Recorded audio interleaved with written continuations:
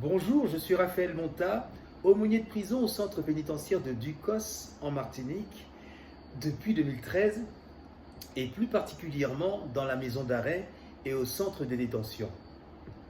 Pour reprendre une expression du père de Jean-Joseph Latas, l'apôtre des prisons, j'ai vu des merveilles même en prison. Et je vais vous donner le témoignage de ce jeune, un témoignage qui va dans le sens de la libération, qui va dans le sens de l'épanouissement, qui va dans le sens de la confiance, comment le Christ peut libérer en prison.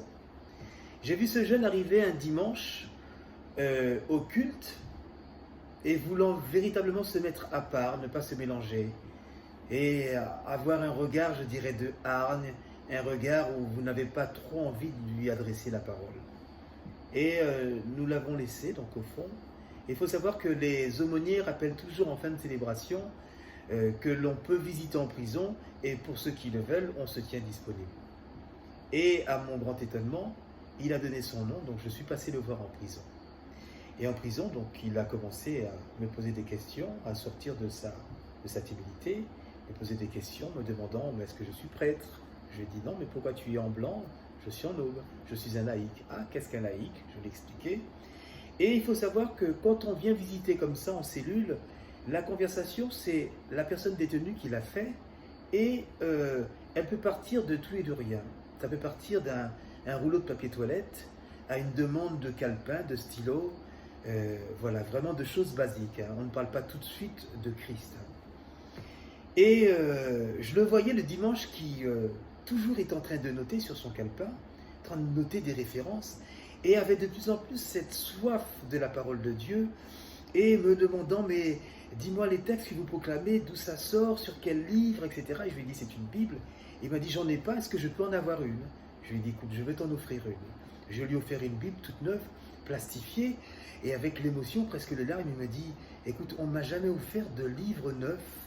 Et c'est avec vraiment joie qu'il a accueilli cette Bible. Et il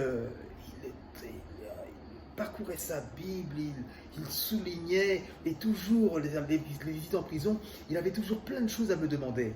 Et puis un jour, il me pose une question, il me dit, mais pourquoi tu viens perdre ton temps à venir me voir en prison? Tu as un travail, tu as une famille. Je dis non, je suis aumônier, et les aumôniers sont là pour montrer également la tendresse, pour t'écouter.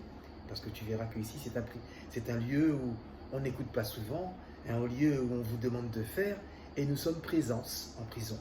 Ah, d'accord. Et il me dit d'accord. Et le dimanche, il continue de dévorer sa Bible, de prendre des références bibliques, de me poser toujours mille et une questions. Et un jour, il me dit, tu sais, Raphaël, je vois maintenant qu'en prison, même à travers les barreaux, le Christ est particulièrement présent. Et aujourd'hui, il est dans un chemin de résurrection avec Pâques, où on est dans le temps de Pâques.